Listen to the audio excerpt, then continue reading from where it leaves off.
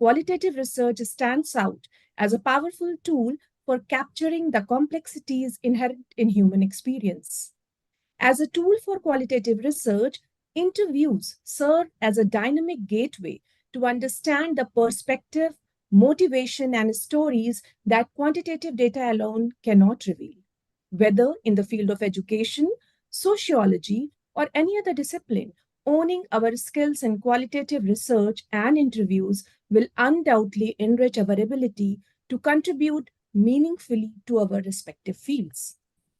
With this brief introduction, a very good evening to all the dignitaries, esteemed colleagues, and participants on this beautiful Sunday evening.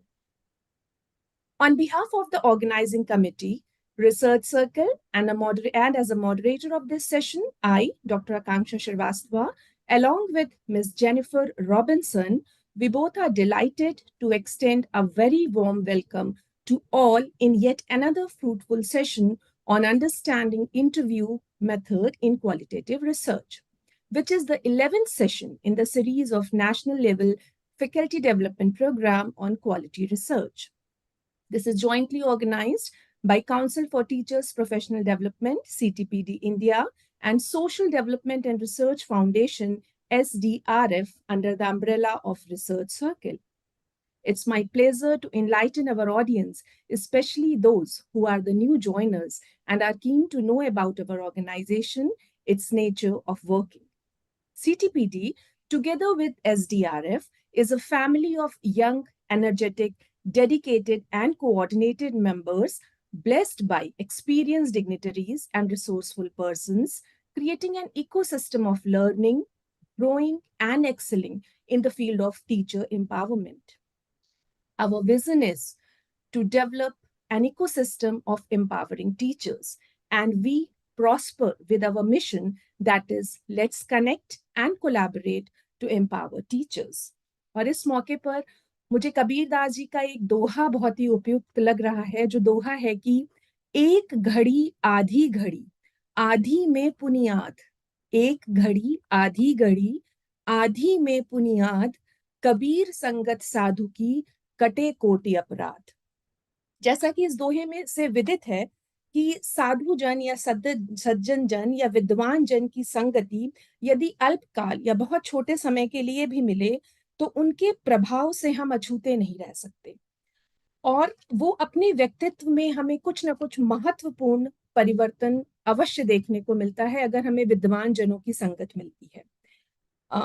हम कृतज्ञ हैं SDRF और CTPD के कि उनके द्वारा हमें यह अनमोल अवसर प्राप्त हुआ है कि विभिन्न अनुभवी और प्रभावी व्यक्तित्व के धनी विद्वानों का सानिध्य आज हमें प्राप्त हो रहा है, जिसकी वजह से हमारे अपने व्यक्तित्व में कुछ ना कुछ पॉजिटिव चेंज जरूर आएगा। तो उसी सीरीज को आगे बढ़ाते हुए सबसे पहले, first and foremost, I am delighted and honored to welcome Professor Gopal Krishna Thakur, Dean School of Education, Central University, Wardha, Maharashtra, and the Honorable President of SDRF. Next, I welcome Dr. Sanjay Kumar, President CTPD India, Program Director, SDRF, Professor and Principal, Saraswati College of Professional Studies. Professor Tanya Gupta, the Secretary General of CTPD India, and Dean School of Education, K.R. Mangalam University, Gurugram. Dr. Reena Unial Tiwari, Program Director, Quality Circle, and Associate Professor, DAV PG College, Dehradun, Uttarakhand. And above all, I am more than happy to welcome our expert speaker for the day, Dr. Deeksha Bajpai Tiwari, the dynamic, energetic, and dedicated professor in the Department of Geography, Dayal Singh College, University of Delhi. And also all the esteemed members of the group, the office bearers of Research Circle, the board of directors, and the trustee members of CTPD India, all the teachers, research scholars, and participants in today's session. आप सभी का तहे दिल से इस programme में स्वागत है। I am delighted to introduce to all our members and participants our guest speaker of the day, Professor Gopal Krishna Thakur sir.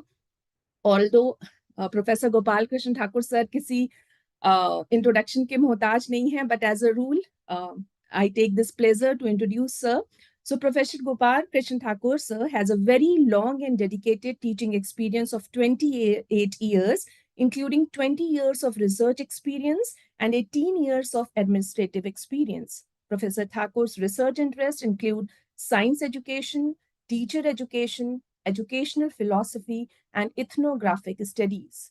He has completed 5 research projects with more than 50 papers in both national and international journals of very high repute and has delivered more than 150 invited lectures and talks.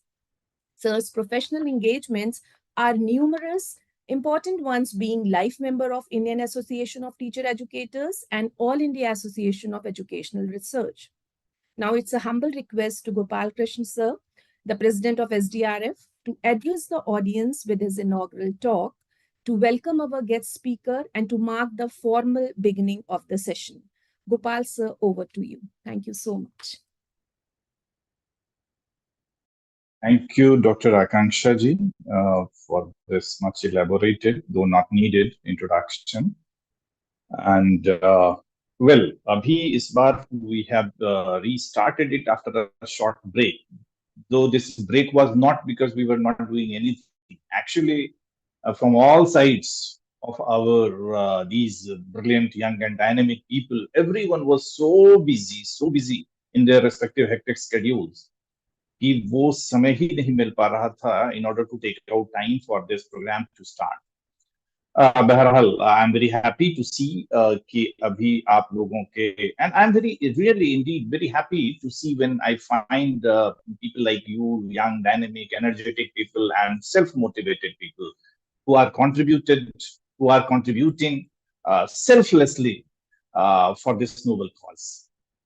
And this is a very unique initiative that CTPD and SDRF and all other these the respective organizations as well, KR Mangalam, Saraswati Teachers Training College, Institute of Professional Studies, Dr. Jugnu hai, Dr. Tania hai, Sanjay ji hai, everyone, Dr. Shweta, and now Dr. Akanksha ji and Jennifer Robinson. तो ये सभी लोग अपने personal space से, personal time space से समय निकाल करके when they gather together online though to spare their time to contribute for the noble cause of academics, for the noble cause of research, for the young generations and all, not just young generations, even people who are in the midway of their professional career. तो अच्छा लगता है because आजकल का जमाना और professionalism इतना बढ़ गया है that this professionalism has taken a new turn. Not to define anything more about that. तो सबसे पहले तो my heartfelt gratitude to all of you who are selflessly contributing to this noble cause. और इसके बाद आप सबका अभिनंदन करता हूं, आप सबका स्वागत करता हूं और आज की हमारी जो स्पीकर हैं, मुख्य वक्ता हैं डॉक्टर दीक्षा वाजपेयी तिवारी जी, तो उनका भी बहुत स्वागत है और ये एक बहुत ही अच्छी शुरुआत है कि फ्रॉम हर lecture this program is starting again and will continue doing things like this in future. हम सभी जानते हैं doctor Akanksha has already given a brief intro of the qualitative research and how it happens, why it happens, and most of the researchers who are here on this platform and the faculty members, of course, ये सभी जानते हैं qualitative research या quantitative research या mixed method, ये सभी चीजें अब these are not new now, but yes, we have to have, whenever we get to know the perspectives of different people from the field, those who are practitioners, those who are academicians, those who are really doing genuine work on these issues, we get to know about their perspectives, and that widens our horizon of thinking, perspectives about what we know, about what we should know, and about what we should form an ideas and opinion about things, and then to go ahead, embark on the journey of our research. तो ये बहुत अच्छी बात है. Qualitative research के बारे में आप सबकी अपनी अपनी जितनी भी समझ है, उसमें आज हमारे लिए एक बेहतरीन मौका है डॉक्टर दीक्षा जी हमारे साथ में हैं एंड हम उनके पर्सपेक्टिव्स को समझने की कोशिश करेंगे। उनका बहुत ही वास्ट एक्सपीरियंस है, उनके बारे में अभी और आप सबको बताएंगी। हमारी जो एंकर हैं आज जो प्रोग्राम को संचालित कर रही हैं, और हम सब की तरफ से मैं यही चाहता हूं, मैंने पहले भी कहा है, अक्सर जब मैं किसी भी अपने फ्रेंड्स को एकेडमिया में से जिन लोगों को भी इनवाइट करता हूं, तो पहली बात जो मैं कहा करता हूं कि we invite you to do some परमार्थ। This is not Swarth, this is Paramarth. Because in crux, आजकल की जो मेटेरियलिस्टिक टर्म में जो हम रिवॉर्ड देखते हैं, that is not there in our this endeavour. तो ये जो परमार्थ है, उसके लिए आज की शुरुआत के लिए मैं बधाई, अभिनंदन और आभार प्रकट करना चाहता हूं डॉक्टर दीक्षा जी के लिए, और हमारे सभी जो आप ब्रिलियंट फेसेस आप सभी देख रहे हैं, जो हमारी साथी हैं, आकांक्षा जी हैं, डॉक्टर तान्या जी हैं, संजय जी हैं, श्वेता जी हैं, और जुगनू हैं। तो मुझे लगता है कि हमारी यह जो टीम है वो हम सबको इंस्पायर करती रहेगी, और आप सब से वही मैं अपील करना चाहता हूं, डियर ऑल पार्टिसिपेंट्स, कि आप सब ने पहले भी अगर पार्टिसिपेट किया है, तो मैं देखता था रात के 9 बजे भी ये प्रोग्राम होता था, तो till the last minute hundreds of people were constantly on this virtual platform joint, और वो लगे रहते थे, जुड़े रहते थे, एंड नॉट जस्ट ज्वाइंट, क्योंकि यहाँ पर कोई वो तो था नहीं कि आपने कुछ इस तरह से फोर्स्ड कनेक्शन है इसमें। Self motivated team, self motivated participants, इन सब के साथ यह जो एक सत्संग हम कर रहे हैं, दिस इज अ सत्संग sort of thing where we are working on towards developing a common collective perspectives about education, about research, about qualitative, about quantitative in the past we have done. तो आइए हम सब मिल करके एक बार और एक perspective को जानें। क्वालिटेटिव रिसर्च में जो हम डेटा कलेक्शन करते हैं, डेटा कलेक्शन के लिए डिफरेंट मेथड्स हैं, टेक्निक्स हैं, और आज मेरे ख्याल इंटरव्यू मेथड्स और टेक्निक्स पर डॉक्टर दीक्षा जी को हम लोग सुनेंगे। डॉक्टर दीक्षा जी का बहुत बहुत स्वागत और अभिनंदन। मुझे आज इससे ज्यादा कुछ नहीं बोलना है। आप सबको बहुत बहुत बधाई और साधुवाद। Thank you very much. Thank you so much sir. और आपने इतना अच्छा इसको नाम दे दिया, सत्संग कह के आपने इसे आध्यात्म से भी जोड़ दिया। Thank you so much for that sir, and thank you so much for providing us your effective address to the audience and setting up a pace for today's session. Thank you, sir. Now, ladies and gentlemen, let us join our hands to welcome our expert speaker for today's session, Dr. Deeksha. Dr. Deeksha Bajpayee Tiwari has experience of 20 years of undergraduate and postgraduate teaching. Her areas of research interest are human development, social impact assessment, development, and gender issues in South Asia. She has been associated with various social impact assessments of the National Highway Authority of India planning of National Highways project. Her research has been in urban India and mostly regarding urban displacement and development induced displacement. Her research interest includes geography and law, social legal research, women and issues, population issues, geriatric population issues, and issues of inequalities and inequities, etc. So now may I request and invite Dr. Deeksha to share her experience and knowledge and to move ahead with her expert lecture on understanding interview method in qualitative research. Ma'am, please.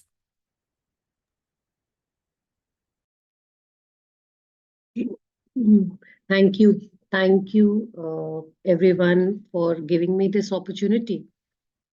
Let me first start by saying to Professor Thakur, Sir, स्वार्थ तो हमारा ही है। जब भी जहां भी जैसे भी मौका मिल जाए कुछ भी सीखने का, तो स्वार्थ तो है और वो हमारा ही है। पर इसी चीज को आगे बढ़ाते हुए let us just try and see what is the basic difference between quantitative and qualitative research. कुछ screen share करेंगे. I'll just try and share my screen with all of you, and if once it gets shared, just let me know.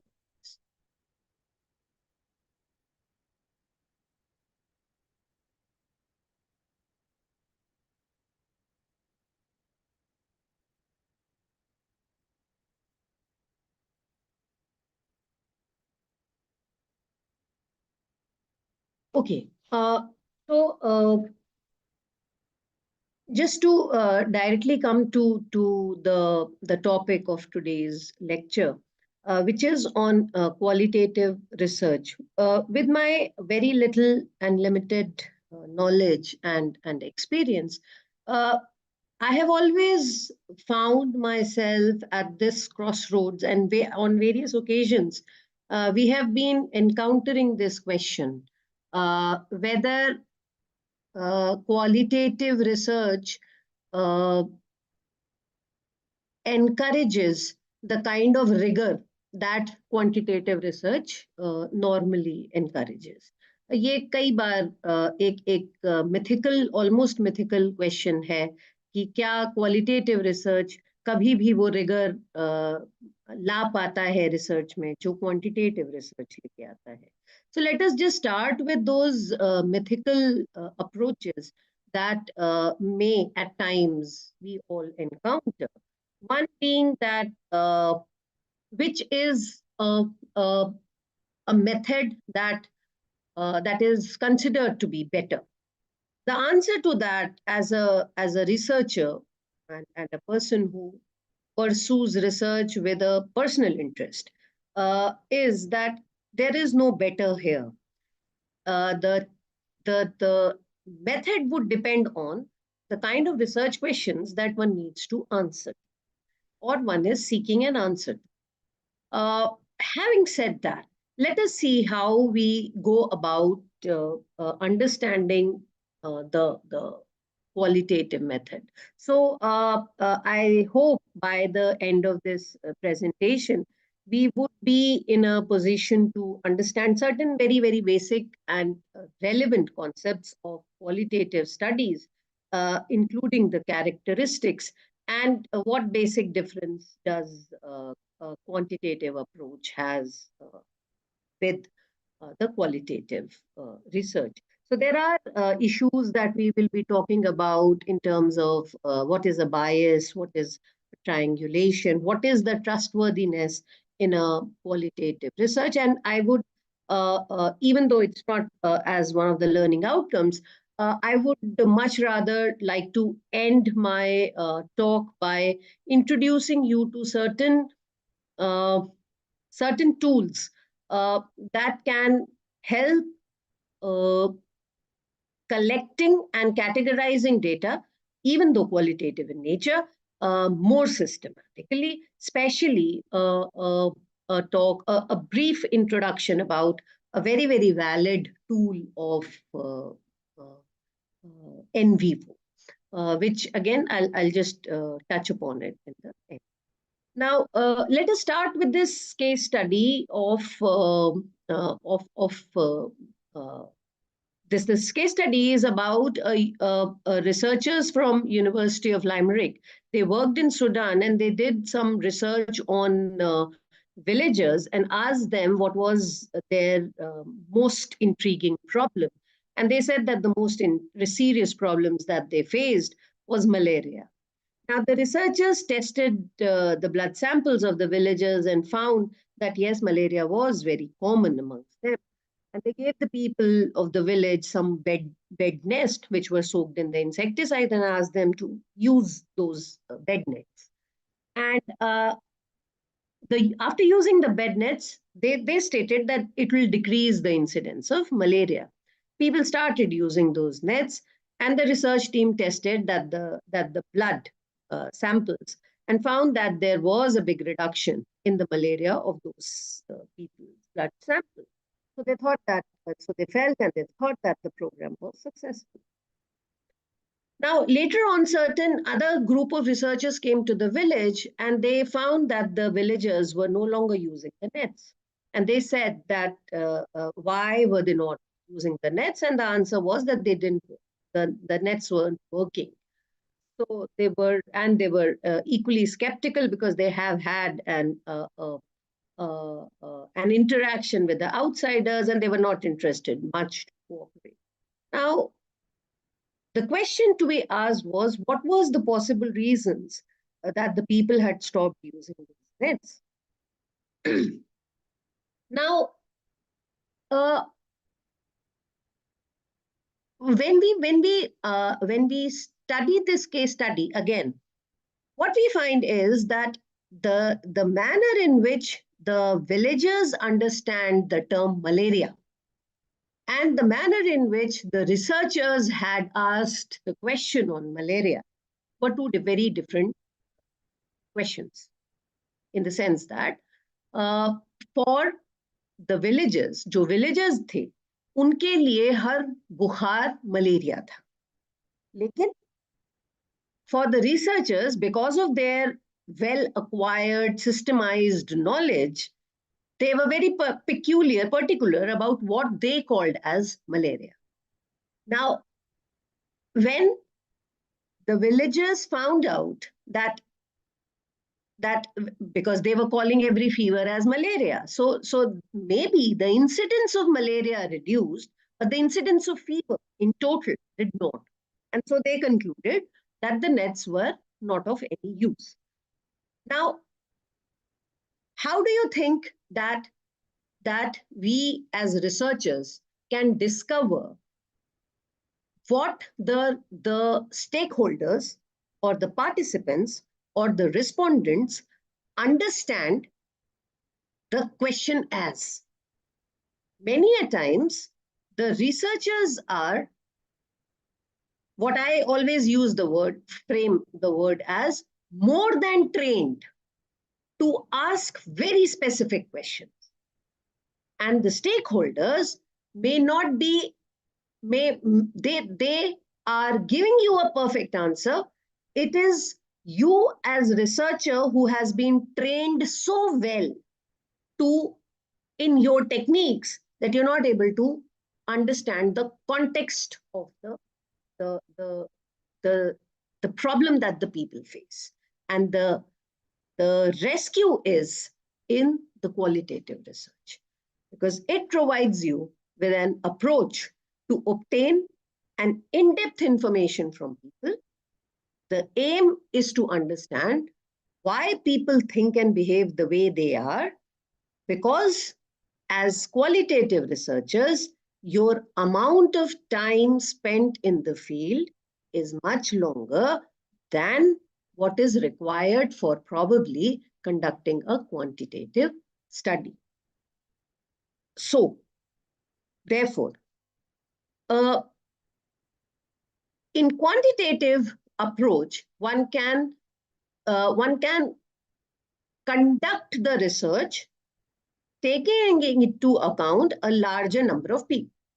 Whereas in qualitative research, it is the in-depth analysis of probably a fewer number of people, but the analysis has to revolve around the question of why.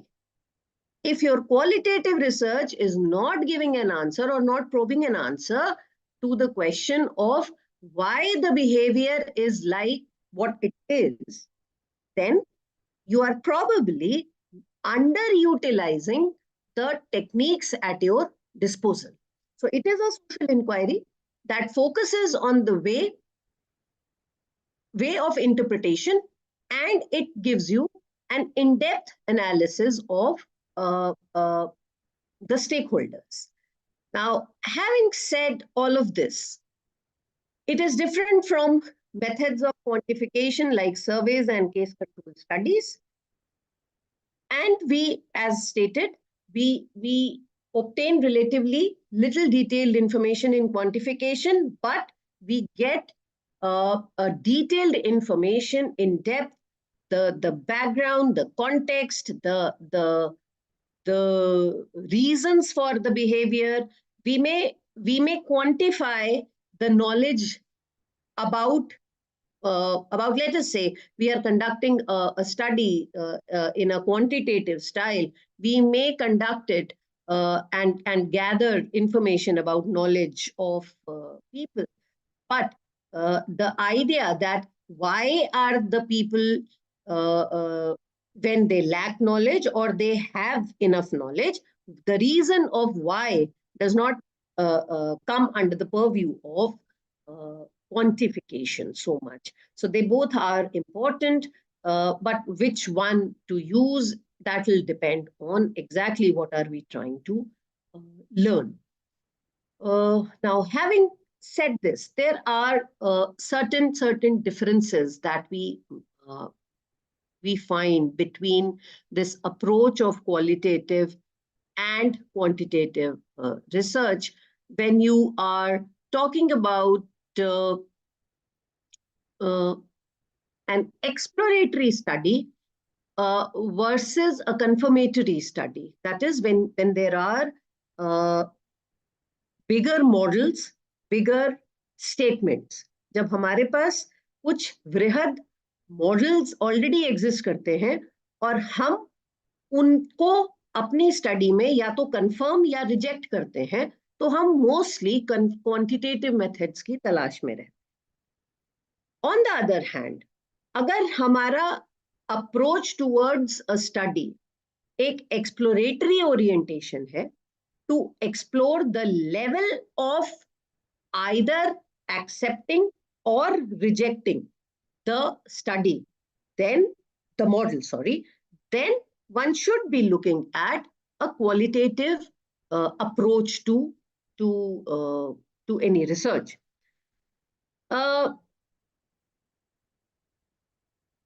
Another aspect where quantification and qualitative research differ is every qualitative study is always context specific. The researcher has to be sensitive to the context in which the study has to be conducted. All your studies on lives of people, their way of living, their understanding of a phenomena, their levels of acceptance of a phenomena, all of this have to be seen in the context that one is conducting the study in. Having said this, one does not or cannot, to an extent, cannot disassociate oneself with what we understand as the researcher's context. Please understand that there is a context of the stakeholders and there is a context of the researcher. The researcher, while conducting a qualitative study, will have to be sensitive about the context of the respondents. It's a classic problem that many of us face when we work on the field. And these are real, and this is a very real problem. It's a very, very real problem. To give you an example, I was working in some part of this country for a national highways project, and we were actually at the last stage of submitting the final report. So that means that we had already gone through about 4 to 5 stages of being on the field, conducting the surveys, etc., etc.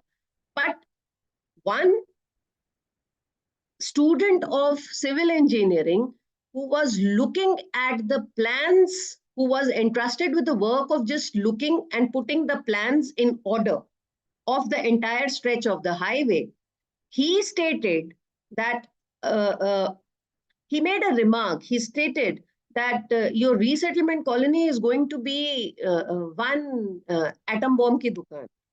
And we all were taken aback. I said, so we asked him, why?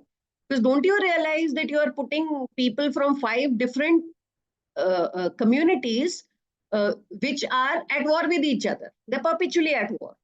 So you have taken them from 5 different locations and you are putting them in one resettlement colony. So your planning may be immaculate, your decisions may be perfect, yet because आप context ही नहीं पकड़ पाए हैं, आपको ये पता ही नहीं है कि जहां जहां से या जिन जिन कम्युनिटीज से आपने डील किया है, और आप एक बड़ा परफेक्टली प्रिपेयर्ड प्लान लेके आप रीसेटलमेंट कॉलोनी बसाने जा रहे हैं, they are not people who are at peace with each other. Now, this context and the knowledge of context becomes extremely important while conducting qualitative research. Okay. When we conduct qualitative research, there are participants, there are informants, there is what we understand as purposive sampling. We do not normally do a random sampling. We do not normally pre-decide, pre-construct a sampling schedule. Because if we do that, then we are possibly falling into the trap of being out of context. Because then comes your researcher's bias, because the knowledge that the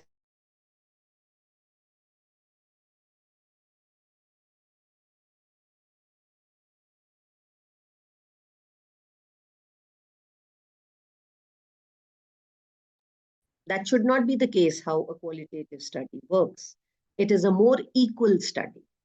It is a more engrossing study than that. The researcher should always be flexible enough to change the method according to the need of the study. That is a leeway, that is a space that qualitative research provides you with. There are various kinds of methods of data collection. There are documents, there are photographs, there are stretching the time, historical stretching of timeline.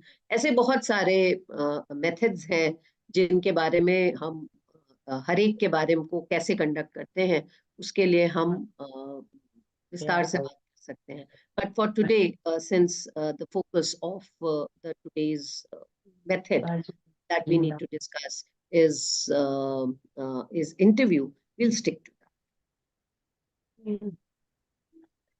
Okay, when you do a quantitative study, it should always have the testing of hypothesis and therefore a statistical analysis. But when you do a qualitative study, it has to be thematic in nature. It has to be comparative in nature.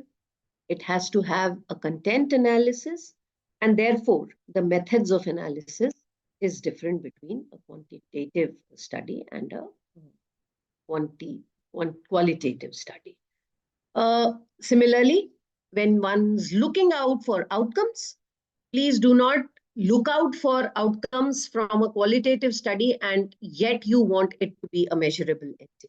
It may be measurable because once you use a mixed method research, then some of your findings are of measurable nature. But that should not be the outcome of a qualitative study that a researcher intends to set out for. In case of involvement in a qualitative study, as I have already stated, that the researcher and the researched, so-called, they have to share a more close relationship than in any of the quantitative study. Because many a times your quantitative studies can be conducted by methods which are not which may not actually take you to field. But such a thing is not possible for a qualitative research.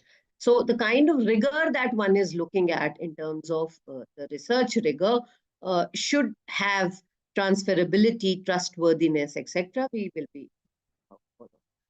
Now let us come to some of the basic concepts of qualitative study. When we look at the data, as stated earlier, the theoretical framework is never predetermined, but it is directly derived from the data. You're not testing a mega model in case of a qualitative study. The context of the study is always existing, and qualitative is always context bound, and the researcher has to be context sensitive. This is something that people who are using qualitative methods of research, they should they normally understand that they have to be context sensitive. They cannot uh, bring in their uh, their sense uh, uh, of understanding a phenomena and then try and understand the phenomena from somebody else's view. बात वो है कि आपको नजरिया तो stake holder का पता करना है, आपको उनको ऑप्शंस नहीं देने हैं कि उनका क्या नजरिया हो सकता है. अगर वो ऑप्शंस ही देने थे तो फिर हम एक क्वेश्चनेयर मेथड में जाते जिसमें हम एक लिमिटेड क्वेश्चंस या लिमिटेड ऑप्शंस में डील करते और उसमें से हम tick marks lagwa sakte. Now, focus on the views of the people involved in the research and their perceptions, meaning and interpretation. If that is what the purpose of your research question is, if that is what you want to understand from the study that you wish to conduct, then that is what we understand as the emic perspective. Emic is the person's perspective, the people involved in the research and their perspective. Research relationship, as I have already said, is more of a position of equality, and the investigation is detailed. Mostly the kind of studies that one sees under the category of qualitative research explores the behavior, perspectives, feelings, experiences, people's lived experiences, which is alternatively called the phenomenological research, the idea of what has been the lived experience, and the person has lived that experience, and because it's part of your study, you are trying to learn from that lived experience. So the methods that are used are that of narration, etc., etc. There has to be a customs and culture context. Interaction is the mode of understanding. Now, when we say that be flexible, this becomes important because unlike the household surveys where methods and questions are fixed and then we start collecting the data, the flexibility or the understanding has to be from the person who is being interviewed. But in case of conducting a beautiful qualitative study, the researcher has to start with a dictum of being flexible. Because if you are going to the field with the set questions, it is like saying if you're going to ask wrong questions, you're going to get wrong answers. So whether the questions are right or wrong, that also you will come to know once you are on the field. इसीलिए relevance of a pilot study.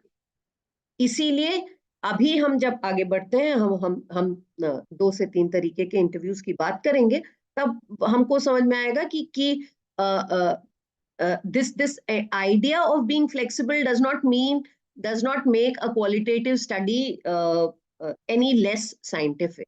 It only means that the researcher perspective has to be such that who is being studied becomes the primary focus of the study. Now, there is something called the bias. Bias means having only part of the truth. Now, when you have only part of the truth, we use it as information.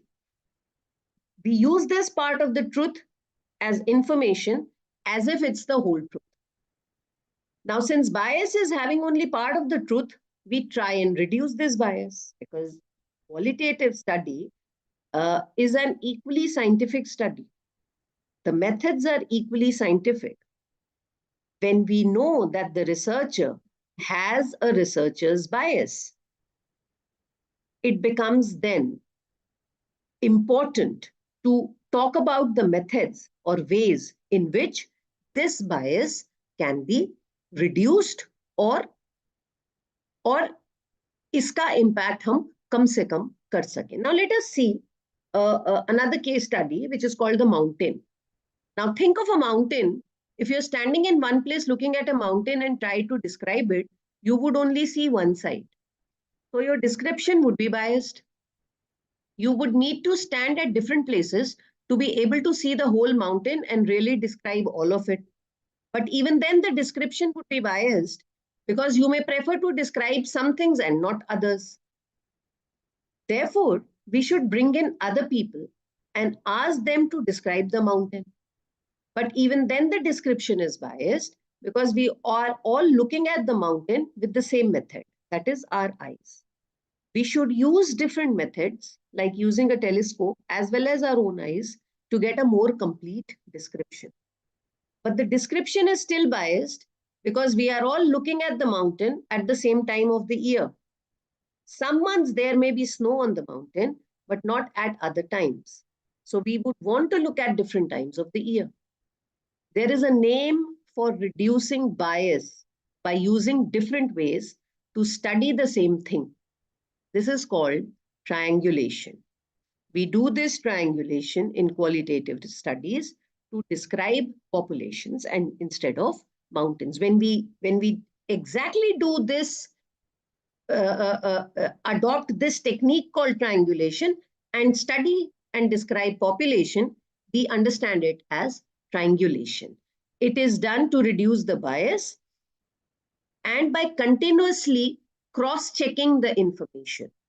When you cross-check the information, you actively identify the bias that is entering the study, and you rectify that bias.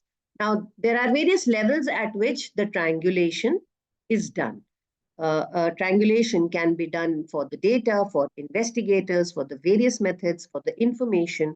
For all of this, you can actually have triangulation that you use. Now, when you talk, for example, when you talk of data triangulation, you should always be ready as a qualitative researcher to gather data, to collect data at different times.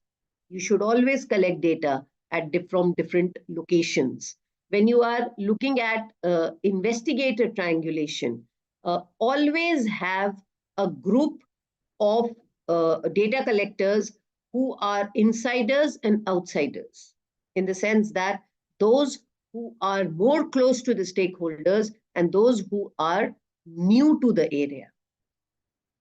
That will reduce the biasness. There are types of informants bias that exist. So more diverse the group is with different characteristics, it would be less of bias that would exist. Always check the method of data collection. Make a scope for changing the method of data collection while conducting the study.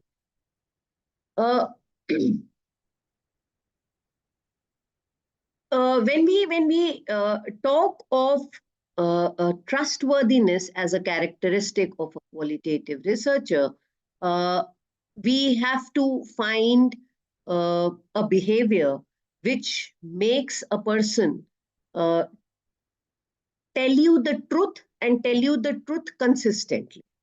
Now, for both kind of researches, and especially in qualitative research, this rigor is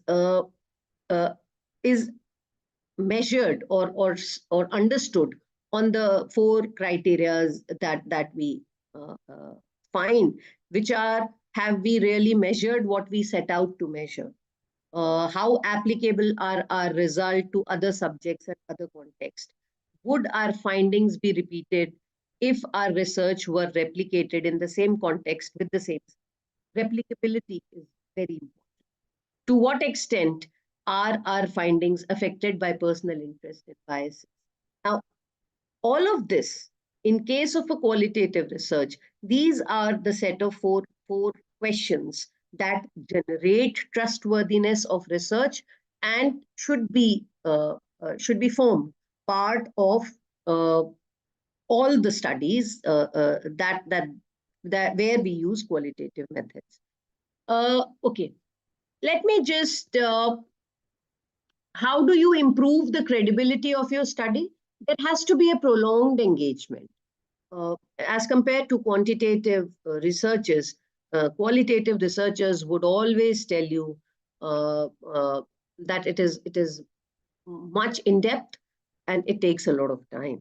Yes, it is a prolonged engagement in the field that that a qualitative researcher will have to face. There has to be a persistent observation.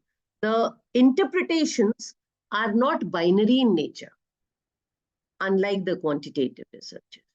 The answers are not yes or no.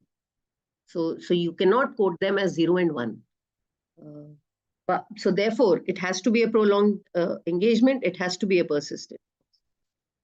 Triangulation, we have already talked about, and there has to be a referential adequacy. We have to always be very careful with the data that we have collected, the adequacy of it, and whether it is answering the questions that were asked.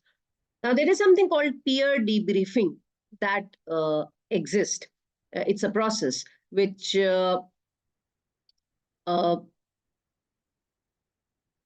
we normally use this technique for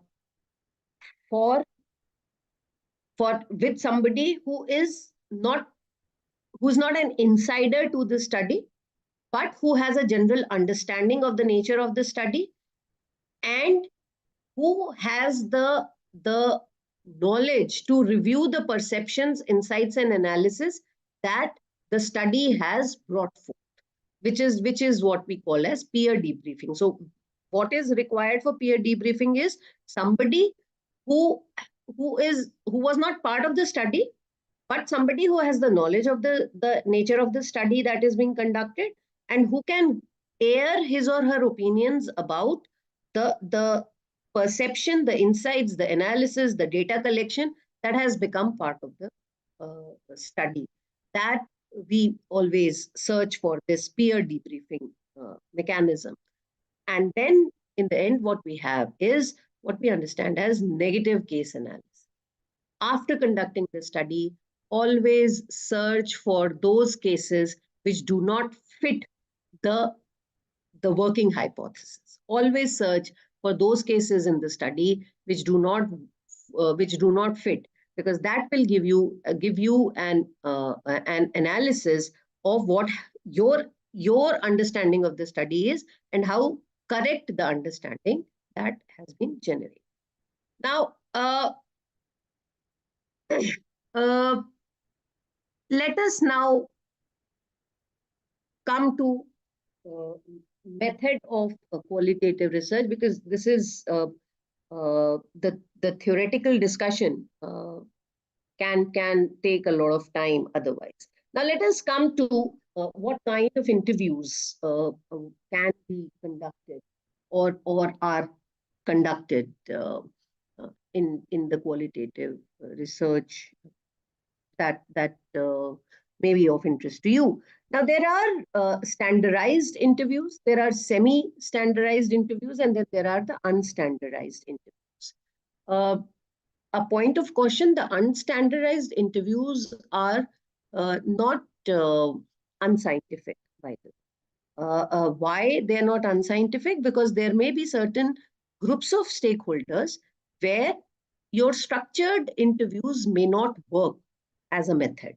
And please keep in mind the first idea that we had talked about, jisko ki humne kaha tha, that be flexible as a researcher. You should always understand what what are the characteristics, or who are the informants, who are the persons you are going to interview.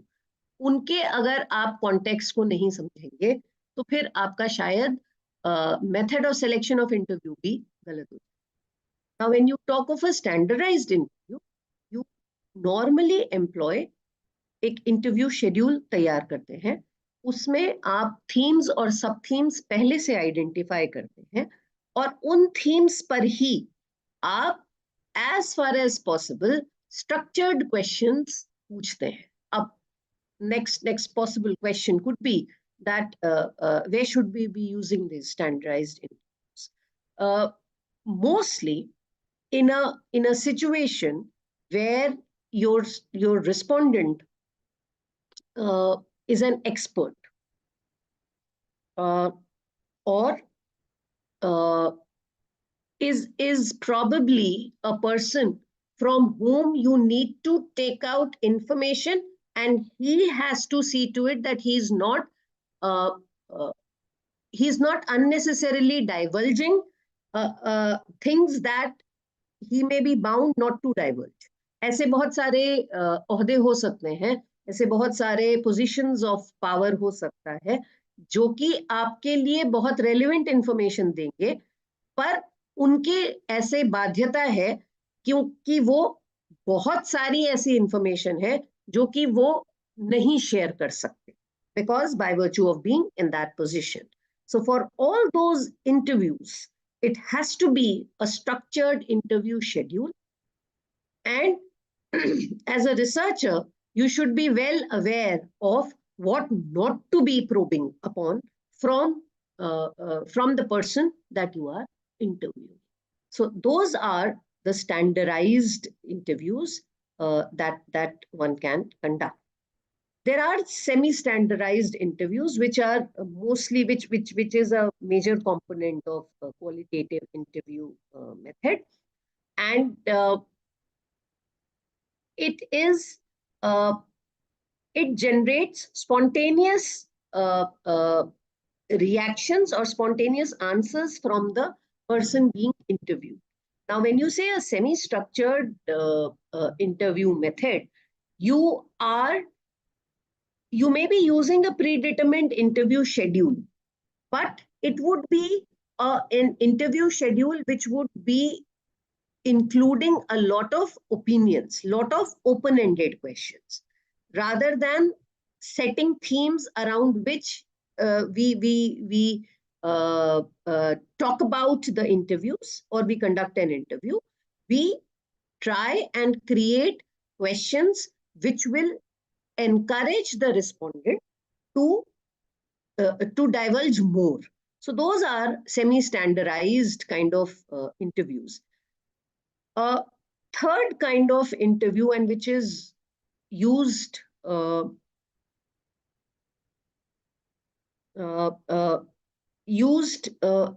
great details, is the unstandardized interviews. Suppose, for example, there are sensitive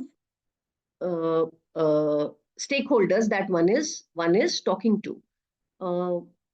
It could be people who have come out of very disturbing past, or people who have been part of let us say very distressful situations. It could be a personal loss, it could be a disaster that they have faced, it could be very problematic situations that they had faced, and aapka study unse baatcheet, you need to talk to them. Now, you cannot put in themes there. You can't put in pre-decided questions there. You have to be sensitive to whatever they are saying, the way in which they are narrating. You may at best put the four goalposts that we will not take the conversation beyond this point. But there it has to be a complete narration of what they have gone through, because I don't know how to say it, but that is what the subject matter of your study is. Now, somebody's disturbed experience becomes a study matter for somebody else, a research. So the researcher needs to exercise grave sensitivity there. Along with this unstandardized interview comes a very, very important type of interview method, which is called, and it may fall in any of these three categories.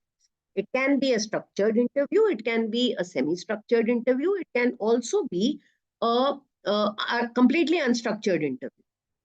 That we understand as the focus group discussion. It may be called focus group discussion, but it is actually the researcher or the researchers, a group of them, a small group of them, conducting it for more than one person at the same time. अब ये focus group जो होगा, वो they will share certain kind of characteristics. For example, a study on, let us say, domestic helps in some part of the city. Now, the domestic helps are not people who are going to be free according to the researcher's availability. So the researcher has to make arrangements according to the group that one is interviewing. Now, when you have focus group discussion or focus group interviews, your themes are already prepared, but the answers are not going to be that structured. And the researcher has to, again, change or alter the limits of the interview that is being conducted.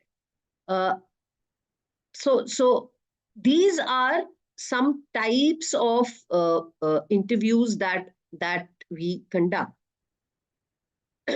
Another very important type that we should all be focusing on is key informant interview. Again, when you talk of key informant, she is a person who has a little more of the information than the others of the group. The group can be a community. उनके पास कुछ information उस group से ज्यादा होती है, इसीलिए उनको की इंफॉर्मेंट कहा जाता है. Because the information that they have are key, are very critical, they are important.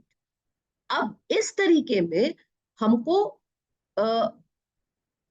उनका जो फर्स्ट हैंड इंफॉर्मेशन है उस ग्रुप को लेके या उस ग्रुप के बारे में, that we need to have an access to. So the key informant interview can take place in different ways. It could be a one-to-one interview where, again, a structured schedule is present because of the nature of the interview that is conducted. Secondly, it can be conducted over a telephonic medium as well. When we were passing through the phase of COVID, a lot of key informant interviews were being conducted over the video calls, especially related to the medical fields and the health surveys and the data generation for health requirements. So this is another type of interview that may be of interest to people. Okay. When to conduct key informant interview, I have mostly broadly talked about it. You can't, the researcher, before conducting a key informant interview, actually has to be well aware of the level, the available data, the information that is already existing in the public domain, and then only should go for a key informant interview. Because ऐसी बहुत सारी चीजें जो कि आप ऐसे भी पता कर सकते हैं by going through the secondary data sources, should not form part of the interview that you conduct with a key informant, because you are unnecessarily wasting your own time, and time is limited when you conduct a a key informant interview. So the idea is that you should always compile and categorize the data, the information, the level of information that is already there, and then try and seek the next level of extra information that the key informant can probably divulge. Now, since we are a gathering of people who are by nature researchers, I would wish all of you to access this. This is the most cited article on interview method. It has about thousands and thousands of citations. Uh, uh, the title is the Qualitative Research Interview, and please have a look at it. It has in details about, mostly about what all has been said today, uh, uh, is available in this article.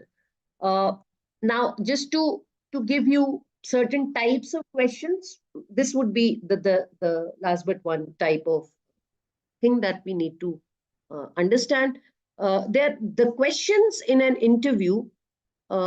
Interview is not a chatting session. That is, there is a difference between. And the difference is the kind of questions and the lineup of questions that one prepares. So there has to be certain introducing or introductory questions. There has to be a question that follows up from the introduction. There can be limited, very, very probing questions. Then precise description requiring specifying questions. There could be direct questions. There could be questions which are indirect and which will give you a projective answer or an answer that you cull out from it. एक ऐसा answer जो कि आप उन direct questions से निकाल के लाएंगे. There has to be a structuring question, जहां पर कि आप इंटरव्यूज को अगर पार्ट्स और सब पार्ट्स में डिवाइड करेंगे तो वहां पर आप उस पार्ट का फिनिश करेंगे. There are very important manners of conducting interviews. There have to be interpreting questions, and then there have to be something called throwaway questions. Because once you have already probed the person so much, you need to kind of and where we are assuming that the person who's being interviewed many a times may not be there may not be happy details always. हर समय बहुत सुकून से के बारे में बात नहीं हो. So there may be certain uncomfortable questions. There may be certain probing that would be required. So just to put the subject or the person who's being interviewed to relax a bit, there are certain throwaway questions which as an interviewer, you should always have in your hand. You can't have an interrogation in the name of interview. There is a basic difference. You're not interrogating the person. You are interviewing the person. So you can't have a list of probing questions one after the other. There are variety of types of interviews that can be conducted. Now, just to end and trying to sum up all of this, having said all this that I needed to talk about,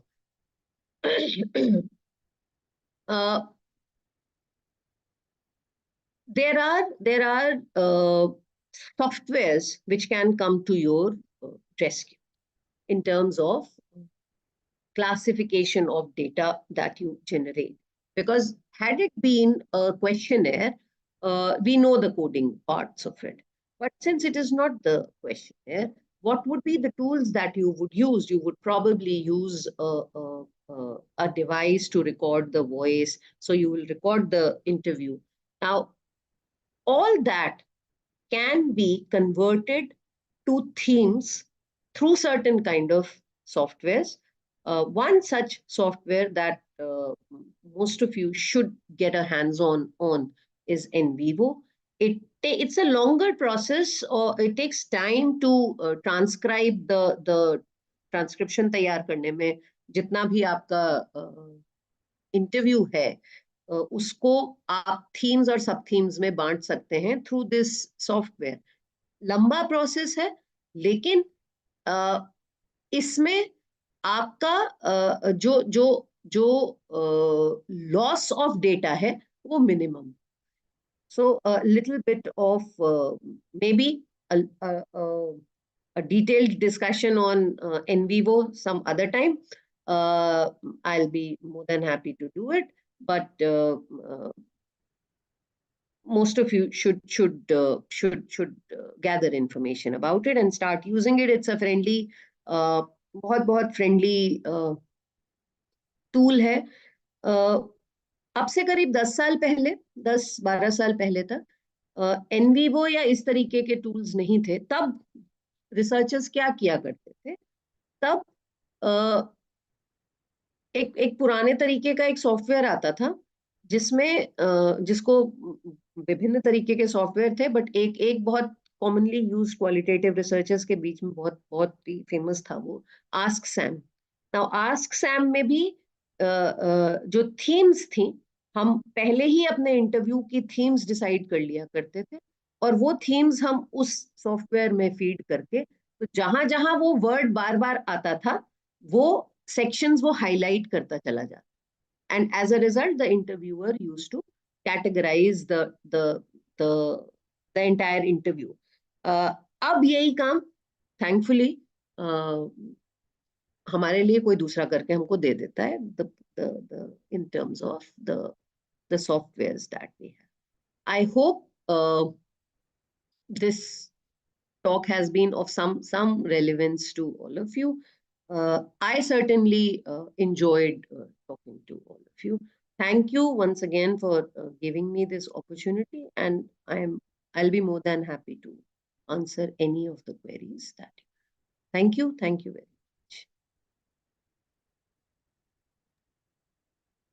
Thank you so much, ma'am. Thanks a lot for letting us dive into your wide pool of knowledge and for sharing your valuable viewpoints. Some very important, although the whole lecture was so good, but some of the points which really enhanced our view about the using interview as a qualitative research.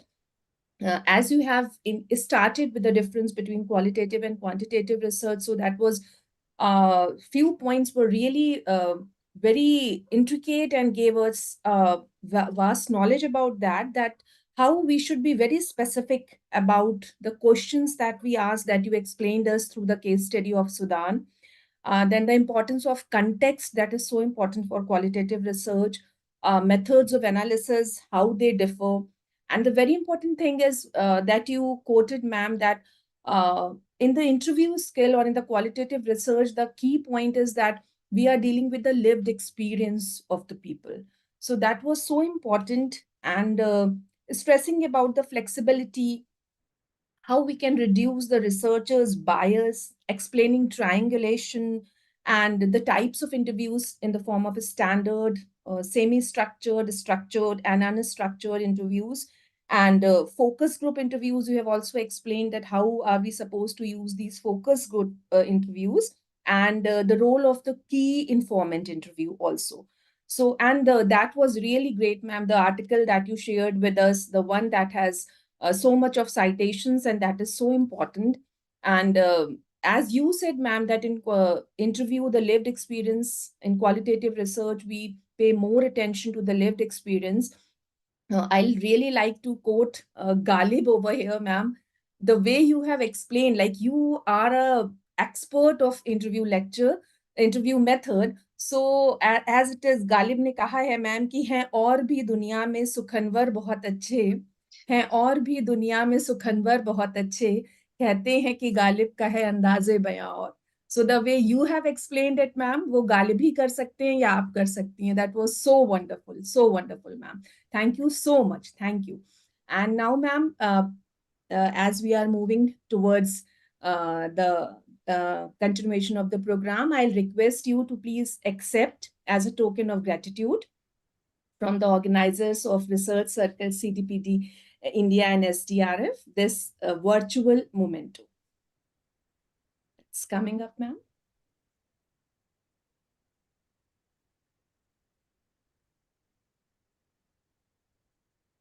Kindly accept this from our side, ma'am. Thank you. Thank you. Yeah. Thank you so much, ma'am. Thank you. Thank you for being with us and sharing this wonderful part of your knowledge with us.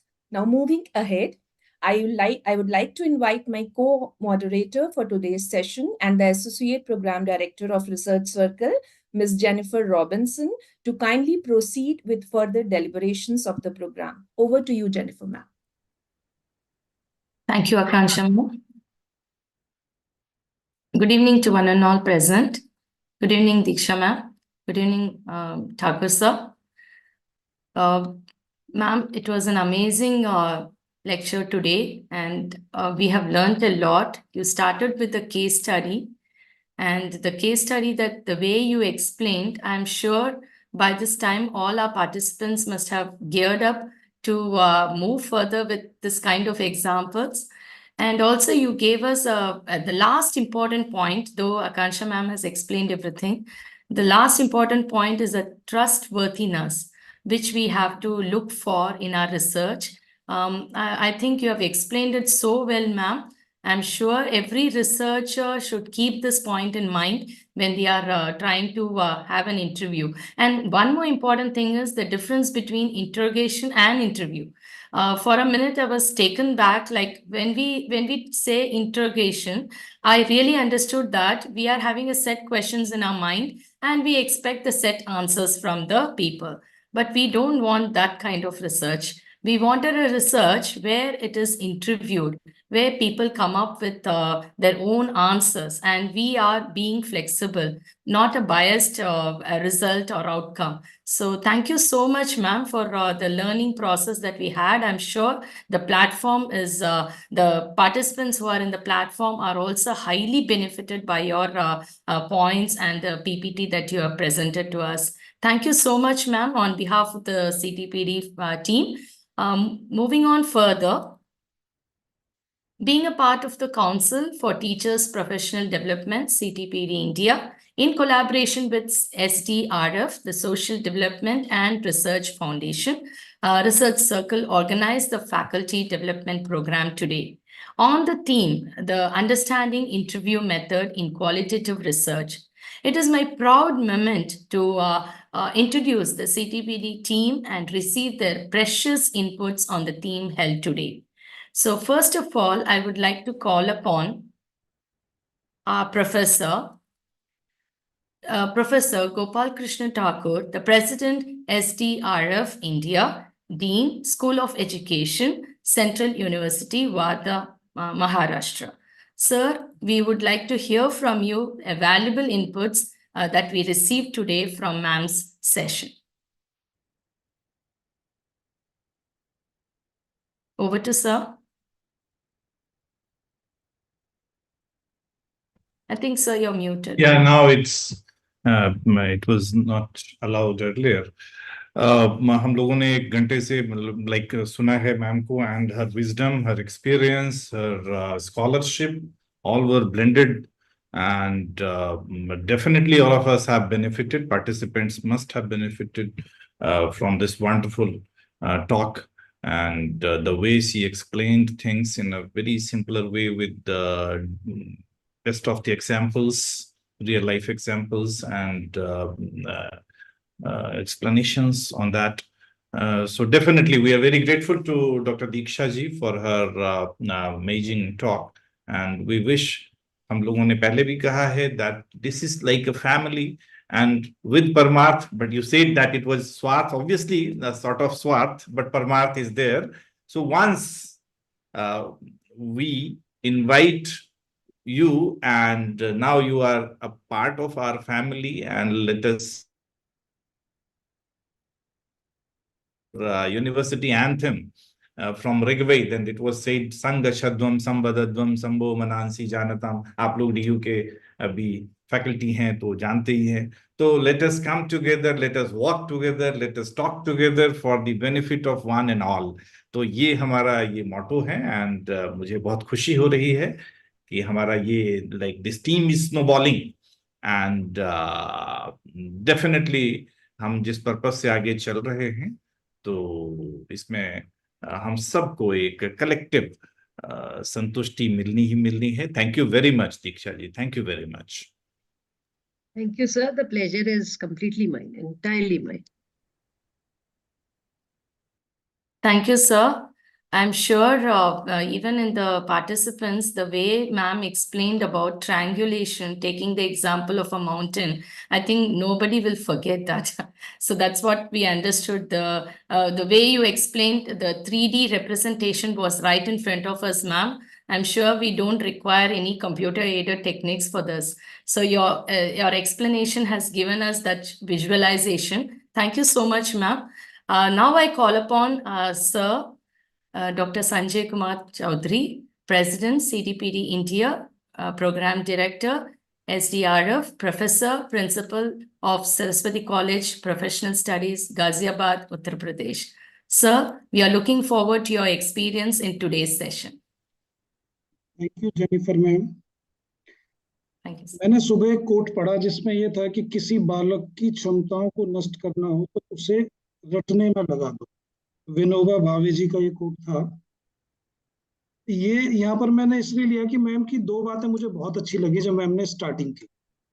और मेरा जो interest है qualitative research की तरफ को देखो, क्योंकि मैं और श्वेता मैम क्वांटिटेटिव रिसर्च ज्यादा पसंद करते हैं, गोपाल सर और तानिया मैम की वजह से, जिन्होंने कहीं ना कहीं एक ओरिएंटेशन किया कि इधर भी कुछ है। एक तो मैम ने केस स्टडी से शुरू किया, तो ये मुझे बहुत अच्छा लगा। जो स्टार्टिंग थी, केसेस के थ्रू चीजें ज्यादा आसानी से समझ में आती हैं। दूसरा, मैडम बाइलिंगुअल भी रही, एनईपी भी इस चीज को कहता है। तीसरी जो सबसे अच्छी बात मुझे नजर आई, मुझे एक केस एक एक्सपीरियंस याद आ गया कि कोविड के तुरंत बाद जब ऑनलाइन क्लासेस हो रही थी, तो एक सर्वे किया किसी ने जिसमें ये था कि बच्चे वीडियो ऑन नहीं करते हैं जब सेशंस होते हैं, आमतौर पे ऑफ करके बैठते हैं। और जो फाइंडिंग्स थी बड़ी वो थी कि उनको ऑन करना चाहिए, और उसके पीछे के रीजंस क्या है, कहीं कुछ उसका नहीं मालूम था। तो उसके बाद एक दिन एक सेशन में जामिया में लेने गया हुआ था, तो वहां पर कुछ स्कूल टीचर्स थे। तो एक स्कूल टीचर ने मुझे बताया कि सर, अगर क्वालिटेटिव रिसर्च होती इस पर तो शायद बहुत सारे रीजंस भी पता चलते। कहीं ना कहीं क्वांटिटेटिव रिसर्च में जब इंटीग्रेशन क्वालिटेटिव रिसर्च का नहीं होता है, तो जो पिक्चर है उसके पिक्सल्स कहीं ना कहीं कम रह जाते हैं, वो ब्लर नजर आती है, उसके पिक्सल्स बहुत अच्छे नहीं होते हैं, तो क्लियर नहीं नजर आती है। तो उन्होंने एक केस मुझे बताया, उनका पर्सनल एक्सपीरियंस था अपने स्टूडेंट का, क्योंकि जब उनकी क्लास में ऐसा हुआ तो कुछ लोगों से उन्होंने पर्सनली बात की कि ऐसा क्यों हो रहा है कि मेरे बार बार कहने पर भी बच्चे वीडियो ऑन कर। तो उन्होंने बताया कि कुछ स्टूडेंट्स ऐसे थे जिनका पूरा घर सिर्फ एक कमरे में सिमटा हुआ, उसी में किचन थी, उसी में मदर थी, फादर थे, अगर छोटे भाई बहन है तो वो भी थे। अगर वो वीडियो ऑन करना भी चाहता था तो पीछे वो सारी चीजें नजर आती थी, और कहीं ना कहीं जो हालत थी रूम की उसको वो दिखाना नहीं चाहता था बिल्कुल भी, इसलिए वो अपने वीडियो को ऑफ रखता था। अब इस तरह की जो चीजें इन डेप्थ में निकल के आती हैं, मेरे ख्याल से जब क्वांटिटेटिव रिसर्च में क्वालिटेटिव रिसर्च का इंटीग्रेशन हो गया, मिक्स्ड मेथड्स का हम यूज करेंगे, तो मेरे ख्याल से जो फाइंडिंग्स की पिक्चर है वो बहुत ज्यादा क्लियर होगी, जैसा कि आज बिल्कुल सुना भी मैंने। इसके अलावा रिच नैरेटिव्स की बात करें या कई बार इमोशनल डेप्थ की चीजें हैं, ये क्वेश्चनियर को हमने ऑलरेडी प्लान कर लिया पहले से, लेकिन जब हम डेटा कलेक्शन में जा रहे हैं तो वहां पर अब उसी प्लान्ड क्वेश्चनियर के साथ हम बात कर रहे हैं। अगर क्वालिटेटिव रिसर्च या इंटरव्यू मेथड का अप्लाई कर रहे हैं, तो मेरे ख्याल से वहां पर अनएक्सपेक्टेड इंसाइट्स या जो होलिस्टिक अंडरस्टैंडिंग है किसी सिचुएशन की, तो वहां पर वो क्वेश्चंस भी क्रिएट हो सकते हैं, इंफॉर्मेशन कलेक्ट की जा सकती है। तो मैं ये कहूंगा कि आज के सेशन से सबसे अच्छी बात जो मुझे लगी वो ये थी कि कहीं ना कहीं एक अच्छा खासा इंटीग्रेशन अगर हम क्वालिटेटिव रिसर्च का क्वांटिटेटिव रिसर्च में करके चलें तो शायद हमारी फाइंडिंग्स बेहतर हो सकती है। Thank you so much. Thank you, sir. Thank you so much. Yes, sir, life is full of research. Like one example, what you said is aligning with today's topic. Thank you so much, sir, for that. And now I call upon Professor Tanya Gupta, Secretary General of CDPD, Dean School of Education, K.R. Mangalam University, Gurugram, Haryana. Ma'am, I welcome you for your esteemed feedback. Thank you, Dr. Jennifer Ji. Good evening to one and all, and especially my gratitude, Dr. Tiwari. It's been really wonderful. Such a wonderful, elaborate, and very comprehensive discourse in such a short period of time to make people understand what exactly is an interview method. I think it's been really, really well done, and mostly, as you know, you began and you said that it's hard for people to really justify that qualitative research is substantial research, and but it's gaining a lot of momentum, and I think such kind of sessions and in fact to our scholars as well, giving them this edge of understanding how to go for qualitative research and employ such kind of techniques is really really important. I would just add and contribute, and I'm sure you would agree that conducting an interview, firstly, designing an interview is a skill. It needs a lot of skill, and then conducting it. And as you mentioned, I mean, having a structured kind of an interview where there are certain closed-ended questions, where you have a flow, would comparatively require a skill, but much more skill required for guided conversations and natural conversations that have to happen in a unstructured setup. And I feel the kind of to employ this technique needs a lot of skill. This is what I feel that we need to develop amongst ourselves as researchers.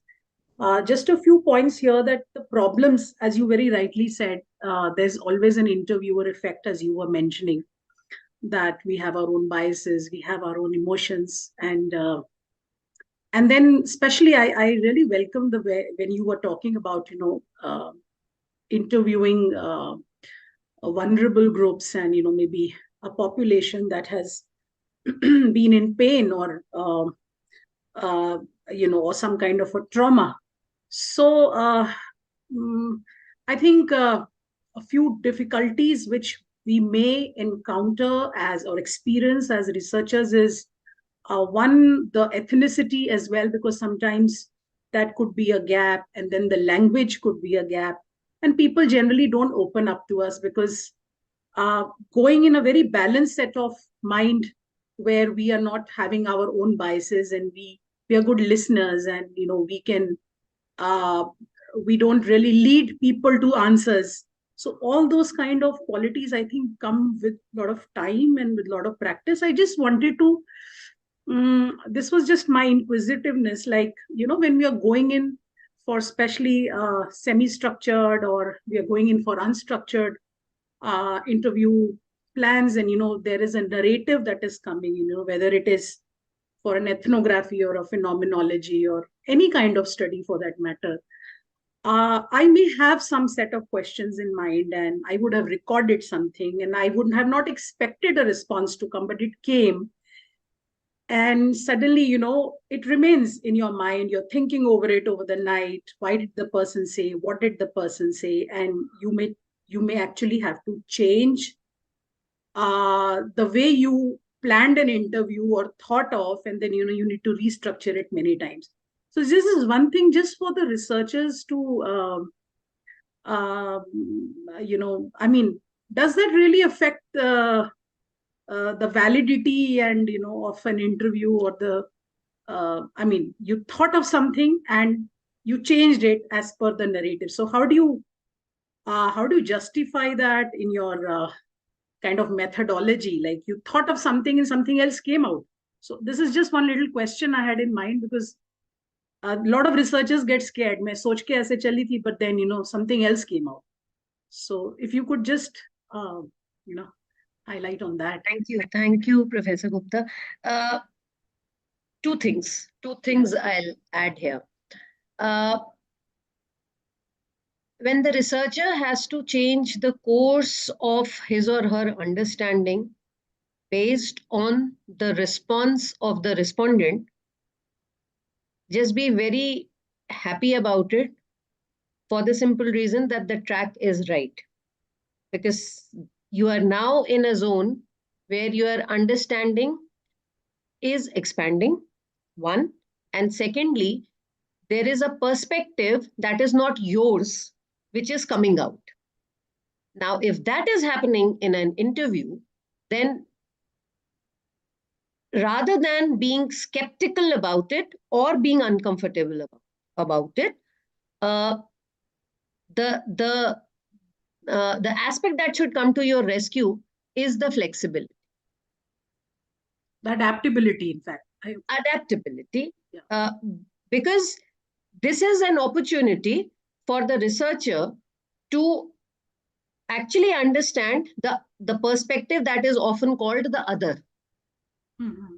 That is, so if one is able to gauge that, if one is able to cull out that, usko agar aap nikal pa rahe hain kisi se bhi, तो फिर आपका जो method of study है वो तो वहीं का वहीं justify हो जाए, because it is something beyond your understanding. And when you go on the field, you are already there with a relevant amount of studied material.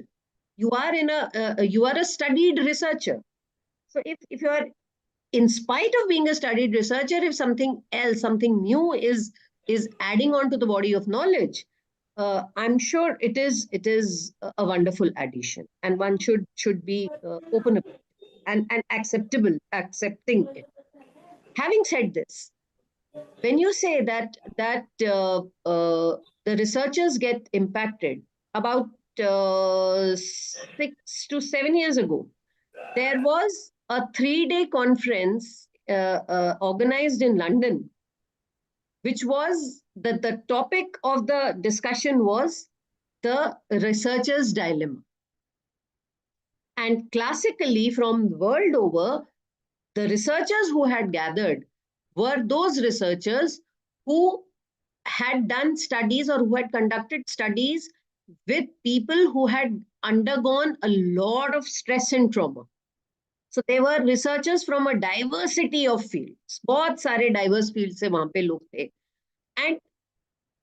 And to discuss the process of detaching yourself from your own study was being discussed as the key component of that conference. So ये एक I would not like to call it एक unwanted aspect नहीं है, but it is a study that you are conducting and you yet want to get detached enough as a researcher for it to be a piece of valid information. So when this is a valid question that is there in the minds of researchers all across the world, so that it is valid enough for a conference to be organized on it, and researchers from all across the world to kind of delve on it and to kind of have a discussion on it. So yes, that is in most of the qualitative studies, when one gets one has to undertake a study with people who have lived through trauma. It is ultimately their lived experience that you have to be, not just be sensitive enough to understand, but almost live through it. So for the study to be undertaken, and yes, that there is a researcher's dilemma there. Yeah. So getting that kind of research sensitivity. In fact, absolutely. I mean, that's why we started to unfold the reality, and the reality is that's the base, and that's the beauty of the research. Thank you. It's been really a pleasure listening to you twice, and wonderful. Thank you so much. All my gratitude to you. Thank you. Thank you so much, Tanya ma'am. Moving on further, let me introduce one of the steering members of CTPD, Dr. Reena O'Neill Tiwari, is a program director of Quality Circle and associate professor, DAV College, PG it is, and Dehradun, Uttarakhand. Welcoming ma'am to share your viewpoints on the program.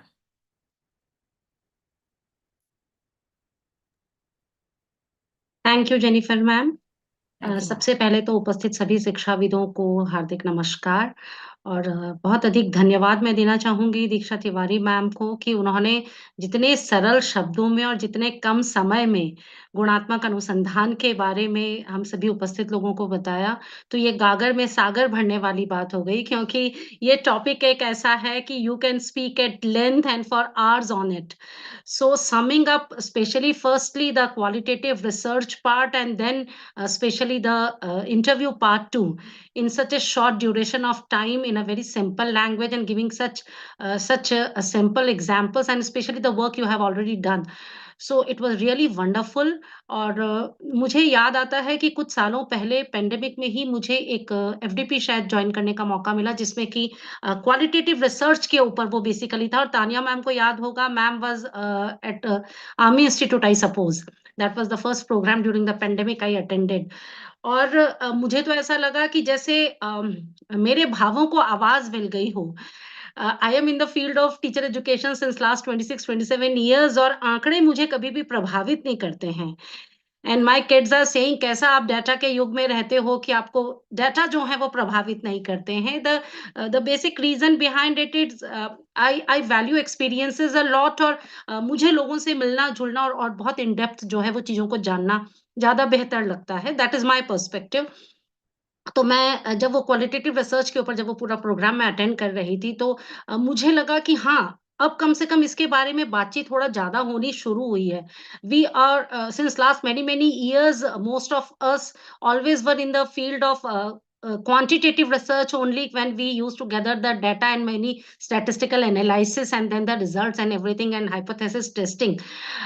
एक चीज जो मेरे मन में बहुत हमेशा से रहती थी वो ये है कि हम जिनसे डाटा कलेक्ट कर रहे हैं, जो पार्टिसिपेंट उसमें हैं, तो कभी उनको भी जो उनके एक्सपीरियंसेस हैं या जैसा वो सोचते हैं, तो एक तरह से ये एम्पावरमेंट वाली बात हो रही है। अगर हम किसी भी रेस को, किसी भी एथनोग्राफी स्टडी हम कर रहे हैं, या हम स्टूडेंट्स को कर रहे हैं, या टीचर्स को कर रहे हैं, हाउसवाइफ्स को कर रहे हैं, किसी को भी, उनसे कई बातें जो हैं वो कभी किसी ने पूछी ही नहीं और वो उन तक ही रह गई। तो ये जो डिफरेंट पर्सपेक्टिव्स की बात आपने कही, और मुझे लगता है इन डेप्थ की हम बात कर रहे हैं, उनके पर्सपेक्टिव्स की बात कर रहे हैं, उनके एक्सपीरियंसेस की बात कर रहे हैं, वो एम्पावरमेंट शायद उनका भी है।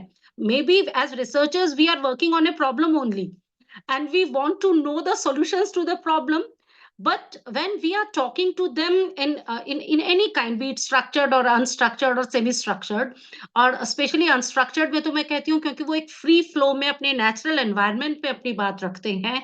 तो जब कोई अपनी बात दूसरों तक पहुंचा पाता है और वो हमारी रिसर्च के थ्रू एक्नॉलेज भी होता है, तो मुझे लगता है कि एम्पावरमेंट उन लोगों का भी हो रहा है जिनके ऊपर कोई स्टडी की जा रही है।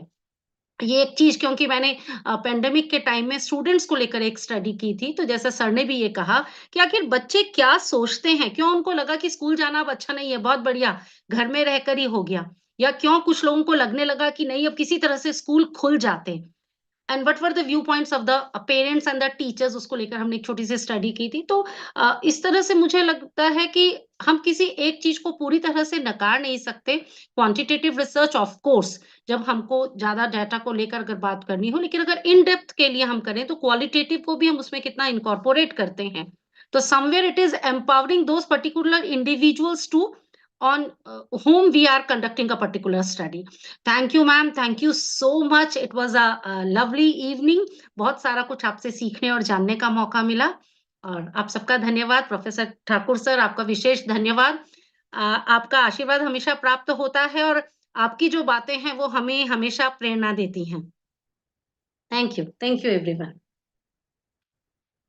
Thank you, Reena ma'am. Thank you so much.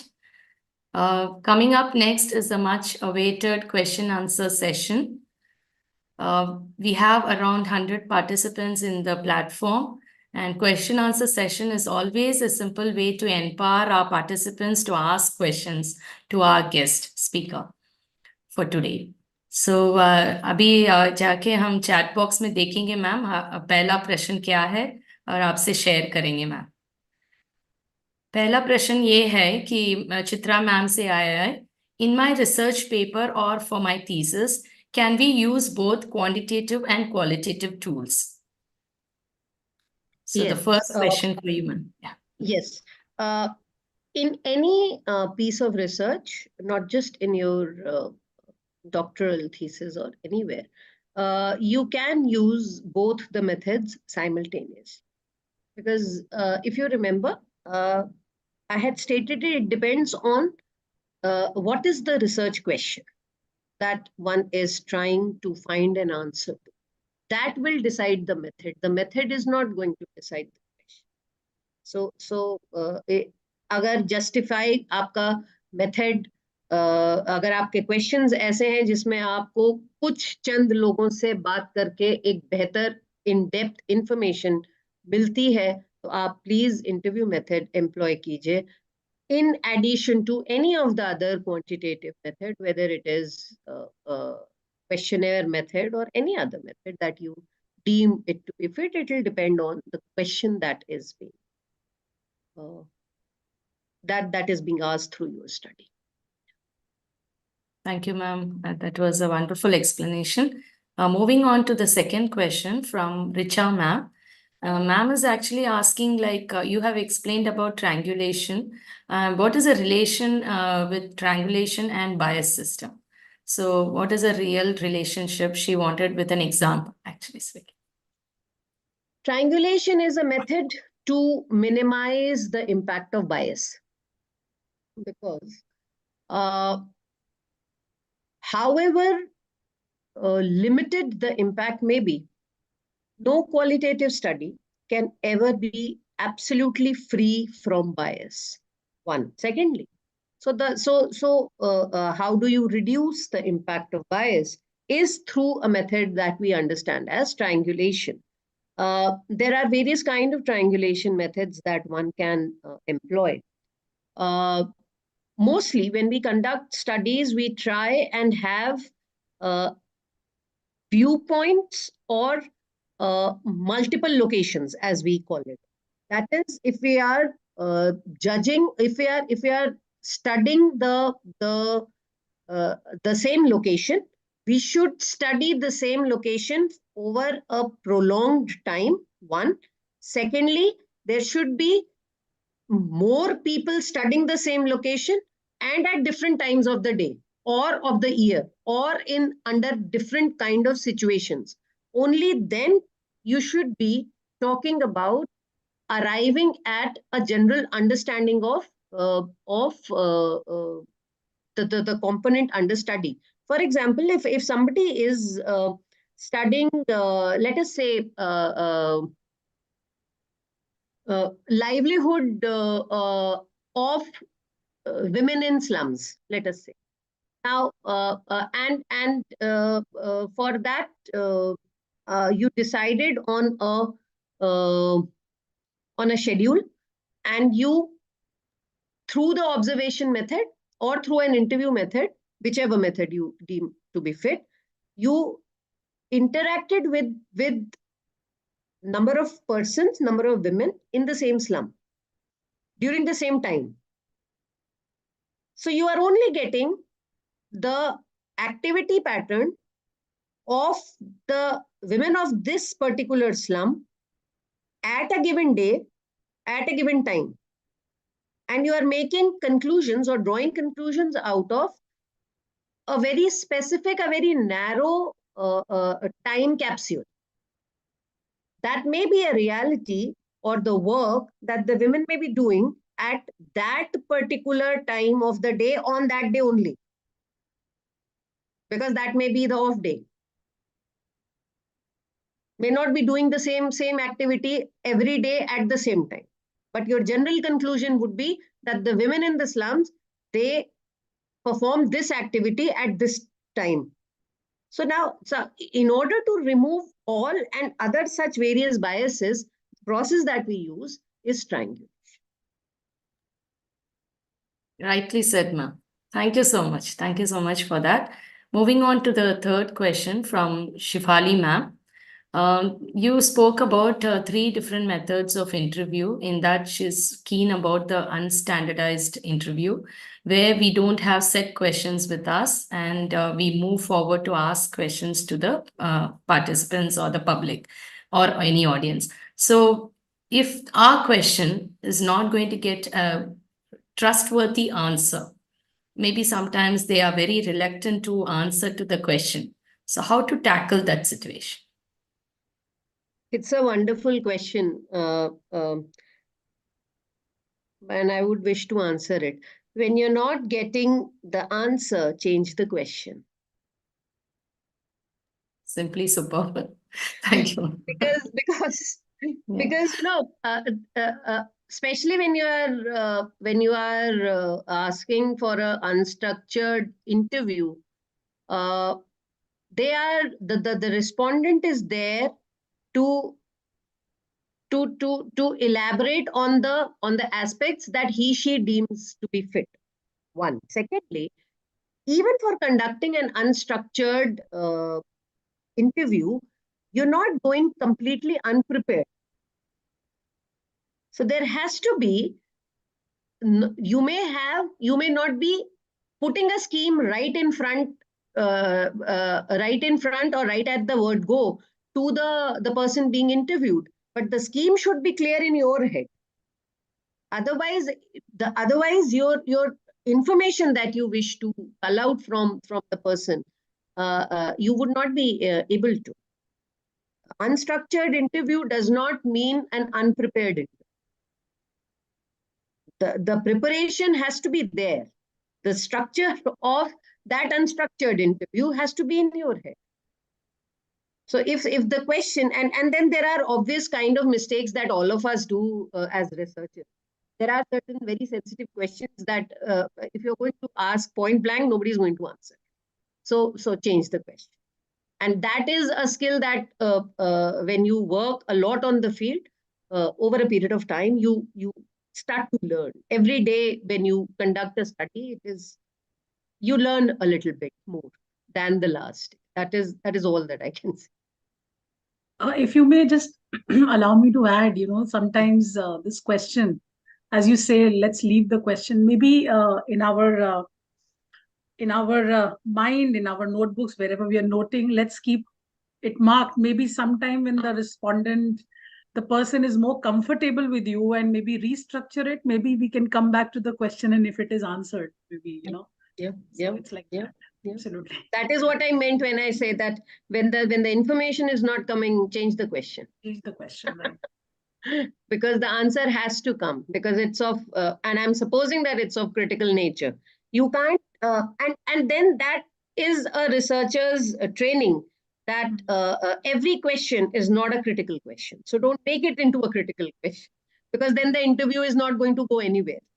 But those answers that are of greatest importance and they're not being answered, there could be two things happening. One, maybe the question is not structured well, or else there can be any other method or a way of asking the same question.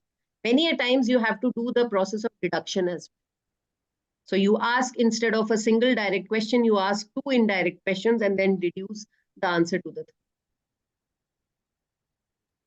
Thank you for that, ma'am. Actually, like me, I am experiencing something. Like me, the entire audience are really experiencing your experience in the field of research. So I hope it is. Thank you so much, ma'am, for that. These are some of the questions that we received today from the participants. Just a humble request from our side. Like, can you just share the link of the app that you were trying to explain at the end? About NVO app things. Like, if you can share the link with the participants, I'm sure they will go with further steps involved in it. So there is a humble request from our side. Even if you, I'll just write in the chat, but even Yes, if you ma'am. Yeah. Google it, you will easily find it. Easily find it. Yeah. Thank you, ma'am. Thank you for that. It's a qualitative software, right? Yeah, it's a Jennifer, I would just request, can we take up the last question for the day? Though the chat box is flooded with questions, but due to paucity of time, the last question for the day. Yeah. So is there in, I'm sure there's, I think almost like done. So I can move forward, Shweta ma'am. Sure, Jennifer. Yeah, okay. Now we have almost come to the end of the question and answer session. I thank Diksha ma'am for patiently answering to us and in a very simple way to the questions that are asked by our participants. Thank you so much once again, ma'am. Now I call upon Dr. Shweta Rani, Program Director of the Research Circle, Assistant Professor, Department of Geography, Dayal Singh College, University of Delhi, New Delhi. Welcome, ma'am, to propose the vote of thanks for today's session. Thank you, Jennifer. I should begin with excellent session, excellent deliberation, and excellent in-depth analysis of interview method in qualitative research. As usual, Diksha ma'am, that goes with you. So we all can see that the chat box is also flooded with appreciation messages and huge applauds that indicates that the participants have thoroughly enjoyed the session. Thank you so much, ma'am. So with this, we come to the culmination of today's interesting session. And now it's the time to propose the formal vote of thanks. So at the outset, on behalf of the organizing committee of CTPD and SDRF, I extend my sincere thanks to Professor Gopal Krishna Thakur sir, the Honorable President of SDRF and Dean School of Education, Central University, Wardha, Maharashtra, for his effective inaugural address, valuable inputs, and for his visionary guidance. Sir, you are like a guiding pillar to us. Sir बहुत बहुत धन्यवाद आपका हमेशा अपना मार्गदर्शन ऐसे ही हमें देते रहिए ताकि रिसर्च सर्कल परिवार नए नए आयामों को छू सके Next in line, huge appreciation and thanks goes to Dr. Sanjay Kumar, President of CTPD India and Principal Saraswati College of Professional Studies, Ghaziabad, for his constant support and his unending guidance and supporting this research circle community in every possible way, be it through its expert advice, his able guidance, or his unconditional commitment to the growth of CTPD India Parivar. Thank you so much, Sanjay sir. Next, I would like to thank from bottom of my heart, Professor Tanya Gupta ma'am, the Secretary General of CTPD India and Dean, School of Education, K.R. Mangalam University, Gurugram. Thank you so much, ma'am, for your warm presence and your valuable comments and meaningful observations, and that has always helped us to improve and to achieve new heights. Thank you so much, Tanya ma'am. Heartfelt thank goes to Reena ma'am, the Program Director of Quality Circle and Associate Professor, DAV PG College, Dehradun, Uttarakhand, for your wonderful and valuable inputs for today's deliberation. Thank you, Reena ma'am. Satyendra sir, Jugnu ma'am, प्रवेश ma'am का भी बहुत बहुत धन्यवाद आज के session से जुड़ने के लिए. And above all, bunch of thanks and huge appreciation goes to our resource person of the day, Dr. Diksha Bajpai Tiwari, who acts as the showstopper for today's session. I must say that and I must appreciate that. Diksha ma'am, thank you so much for sparing your valuable time and providing such a wonderful, such a fruitful and such an amazing lecture. Ma'am, you have very well clarified the difference between the quantitative and the qualitative research, and that also on the 8-point scale. You have highlighted the basic characteristics of qualitative research in relation of its contextualization, setting, primacy of data, description, relationship, and triangulation, and outlined its basic aim. So further, you have actually set the pace of interview method for us to conduct in our further research. अब शायद हमें interview method से डर नहीं लगेगा, बहुत सारे researchers ये problem face करते हैं, तो इस session के बाद they must be reaching to new heights. So overall, I must say a marvelous and amazing lecture to witness and to dive deep into the world of qualitative research with a focus on interview method. It was simply amazing and mesmerizing to be cherished forever. Thank you so much, Diksha ma'am. मैं आशा करती हूं कि हमारे आज के lecture के माध्यम से पार्टिसिपेंट जरूर लाभान्वित हुए होंगे और इस इंटरव्यू मेथड को अप्लाई करके वे अपने रिसर्च को नई ऊंचाइयों पर ले जा सकें। Thanks also goes to the officials of CTPD and SDRF, the Board of Directors, Associate Program Directors, the CTPD trustee members, faculty members, teachers, research scholars, participants, and students for joining today's session and being so active and enthusiastic and lively participating in the interactive session. Thank you, participants, for being so patient and wonderful audience. Next in line, I must thank Dr. Akanksha Srivastav and Ms. Jennifer Robinson, the two moderators for today's session, who are also Associate Program Directors of Research Circle Parivar. Thank you, Akanksha ma'am and Jennifer ma'am, for moderating and conducting the session so well, and for always tuning with me in preparation for this much awaited day. Heartfelt thanks goes to you both.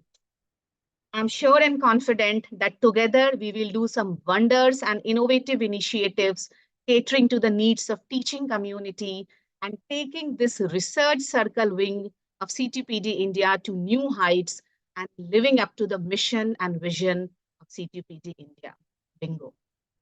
Today's session was the first session of second phase of Research Circle FDP focused on quality research and 11th session in the series from the beginning. We are committed in empowering teaching community, and hence we will for sure come up with more such sessions focused on research. So keep glued and tuned to this research circle family of CTPD India. और अंत में CTPD की तरफ से और SDRF की तरफ से मैं आप सभी का तहे दिल से शुक्रिया अदा करती हूँ। आप सभी का साधुवाद और बहुत बहुत धन्यवाद आज के सेशन से जुड़ने के लिए। जैसा कि ठाकुर सर ने भी कहा कि हमने रिसर्च सर्कल के FDP के सेकेंड फेज का आगाज किया है आज के इस सेशन से, तो एक ऑप्टिमिस्टिक नजरिया अपनाते हुए CTPD को समर्पित 4 पंक्तियां। अभी तो इस बाज की असली उड़ान बाकी है, अभी तो इस परिंदे का असली इम्तिहान बाकी है, अभी अभी लांघा है हमने समंदरों को, अभी